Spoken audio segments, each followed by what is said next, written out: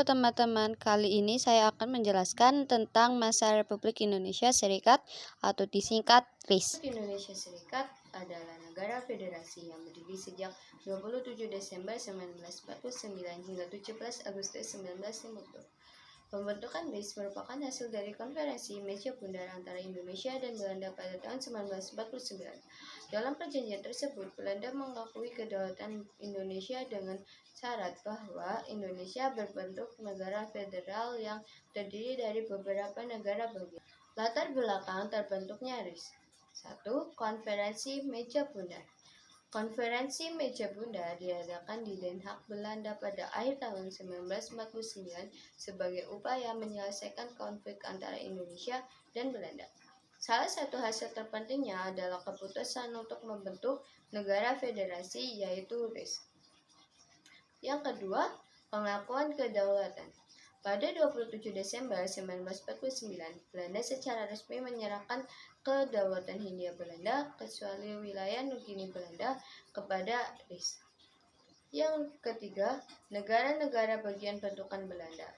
RIS terdiri atas Republik Indonesia dan beberapa negara bagian bentukan Belanda di wilayah Nusantara antara tahun 1946 hingga 1940. Struktur pemerintahan RIS yaitu dipimpin oleh Presiden yang bernama Insinyur Soekarno dan Perdana Menteri bernama Dr. Muhammad Hatta. Konstitusi pemerintahan RIS yaitu Undang-Undang Dasar Sementara atau disingkat UUDS. Sistem pemerintahannya yaitu parlementer federal. Negara-negara bagian dalam RIS.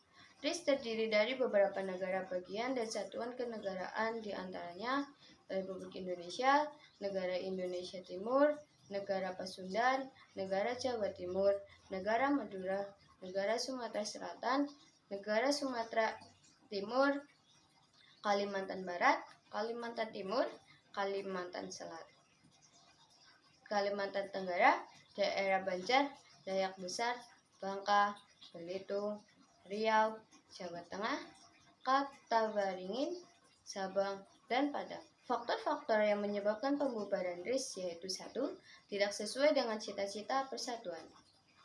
Bentuk negara federal dianggap tidak sesuai dengan cita-cita persatuan dan kesatuan bangsa Indonesia.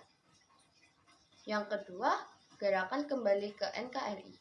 Muncul gerakan kuat dari rakyat dan tokoh politik untuk kembali ke bentuk Negara Kesatuan Republik Indonesia atau NKRI. 3. Mosi Integral Nasir. Usulan dari Muhammad Nasir melalui mosi integral di parlemen menjadi langkah resmi untuk membubarkan RIS dan membentuk kembali NKRI. Proses pembubaran RIS. 1. Bergabungnya negara-negara bagian ke Republik Indonesia. Sebagian besar negara bagian menyatakan bergabung dengan Republik Indonesia pada April 1952. Mandat kepada pemerintah RIS. Negara Indonesia Timur dan negara Sumatera Timur memberi mandat kepada pemerintah RIS untuk membicarakan pembentukan negara kesatuan dengan pemerintahan Republik Indonesia. 3. Piagam Persetujuan. Pada 19 Mei 1950 ditandatangani Piagam Persetujuan antara pemerintahan RIS dan pemerintahan Republik Indonesia untuk membentuk negara kesatuan. 4. Pembubaran resmi. Pada 17 Agustus 1950, RIS resmi dibubarkan dan Indonesia kembali menjadi Negara Kesatuan Republik Indonesia atau NKRI. Dampak pembubaran RIS, Indonesia kembali ke bentuk negara kesatuan dengan sistem demokrasi liberal.